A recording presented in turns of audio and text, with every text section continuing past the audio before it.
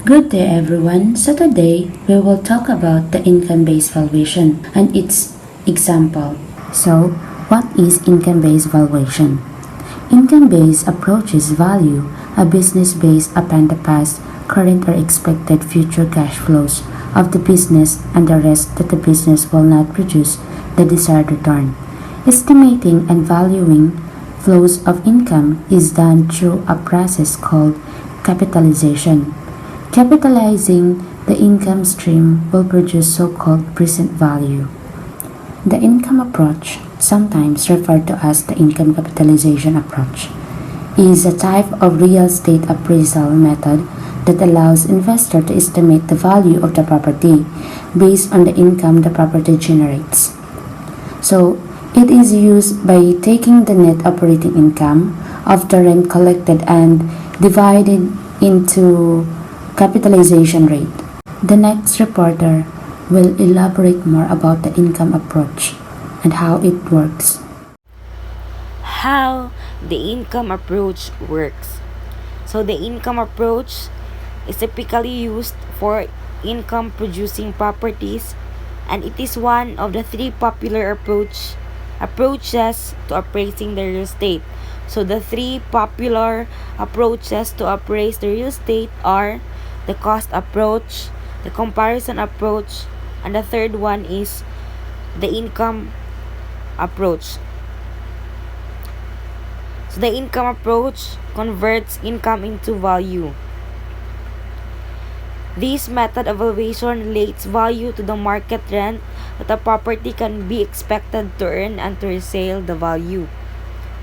So the income approach for real estate valuation is similarly to the discounted cash flow for finance.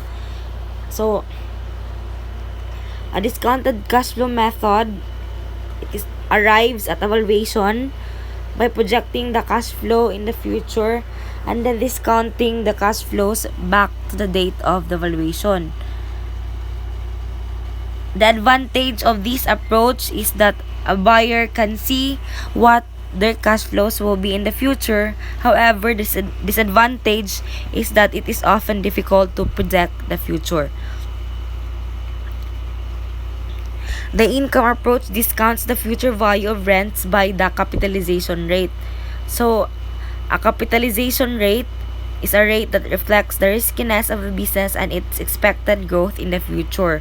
So, the capitalization of cash flow method arrives at the valuation by dividing the historical total cash flow stream of a business by its capitalization rate. So, this approach is advantageous because it uses actual numbers from the company's past. However, the downside is assuming the future will be representative of the past. When using the income approach for purchasing a rental property, an investor considers the amount of income generated and other factors to determine how much the property may sell for under current market conditions. In addition to determining whether the investor may profit from the rental property, a lender will want to know its potential risk of repayment if it extends a mortgage to investors. That's it for my part. The special consideration will be discussed by Ms. Perdiso. In special considerations, when using the income approach for purchasing a rental property, an investor must also consider the condition of the property. So potential large repairs that may be needed can substantially cut into future profits. In addition, an investor should consider how efficiently the property is operating. For example, the landlord may be giving tenants rent reductions in exchange for completing yard work or other responsibilities. Perhaps, specific tenants are facing economic difficulties that should turn around in the next few months, and the landlord does not want to evict them.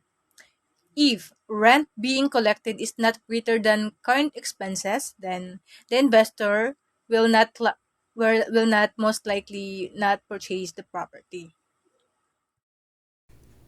What is capitalization rate? So capitalization rate is calculated by dividing the property's net operating income by the current market value.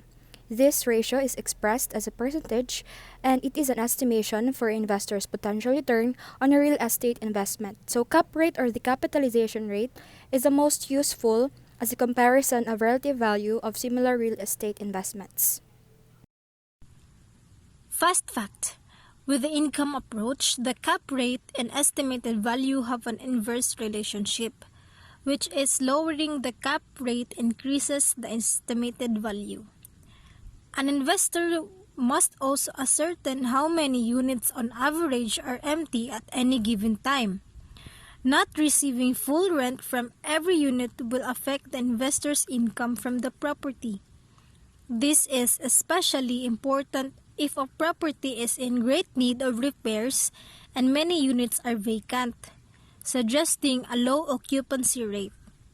If the units are not filled on a regular basis, rent collection will be lower than it could be, and purchasing the property may not be in the investor's best interest. Key takeaways. First, the income approach is a real estate valuation method that uses income property generates to estimate fair value. Second, it's calculated by dividing the net operating income by the capitalization rate. And lastly, a buyer should pay special attention to the condition of the property. Operating efficiency and vacancy when using the income approach. Here is an example of the income approach. With the income approach, an investor uses market sales of comparables for choosing a capitalization rate. For example, when valuing a 4-unit apartment building in a specific country, the investor looks at the recent selling prices of similar properties in the same country. After calculating the capitalization rate, the investor can divide the rental property's NOI, or net operating income, by that rate. For example, a property with a net operating income of $700,000 and a chosen capitalization rate of 8% is worth $8.75 million.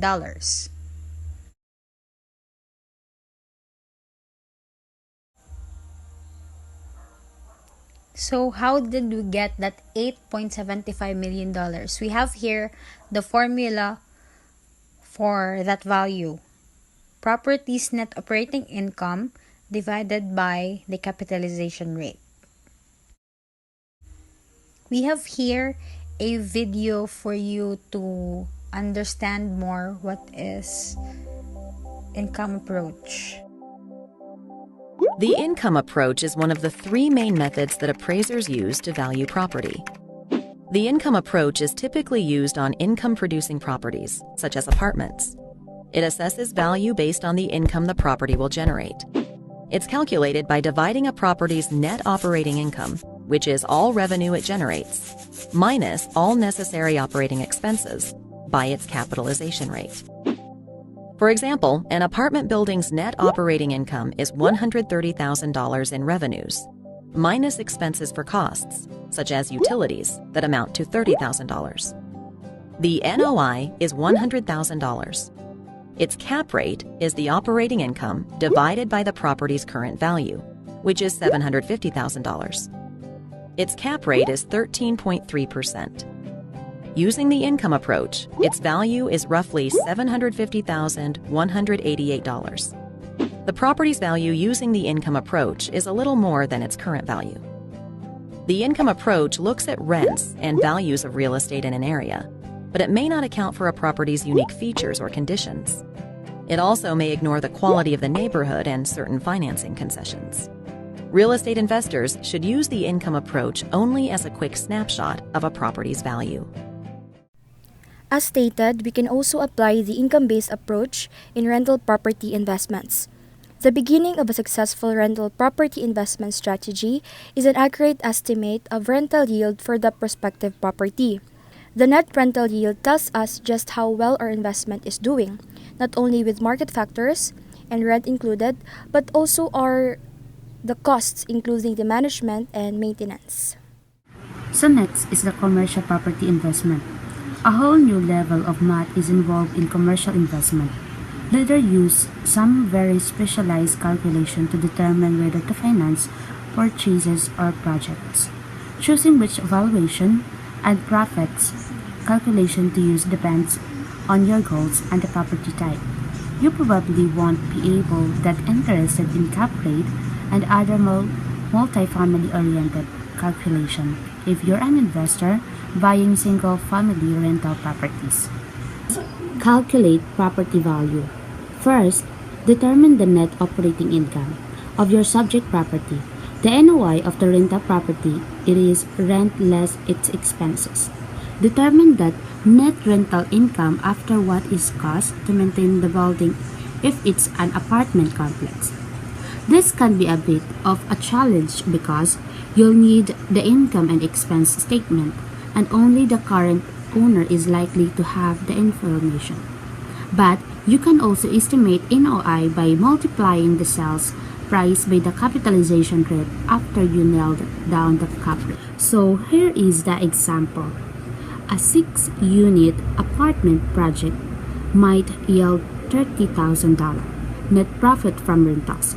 Determine the capitalization rate from the recent comparable sold property. Now, divide the net operating income by the capitalization rate to get the current value result. Let's say your comparable sold for $250,000. You've determined that the property NOI after deducting applicable expenses is $50,000. Divide by the $250,000 sales price.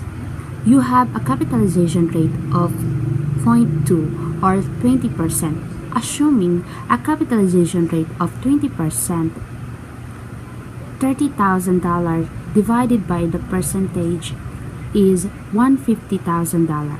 This will be the current value. And to sum it all, here are the major points to note about the income-based approach. So first, in real estate, the income approach is a valuation method for determining the value of a commercial property. Second, income-generating properties are the category of properties that can be evaluated using the income approach. Third, to calculate the value of a property using this approach, the net operating income of a property would be divided by its capitalization rate. Fourth, cost of maintenance and repair and how well a property is efficiently used are important factors to consider when using this approach. And lastly, those who invest in real estate via income-producing properties should have a method to determine the value of any property they are considering buying. Cap rates or the capitalization rates are widely used in commercial and multifamily property valuation and profitability studies. So they can also be used to determine a good sales price or the value of a listed property versus the asking price. So that is all for our report. I hope you have learned something. Thank you for listening.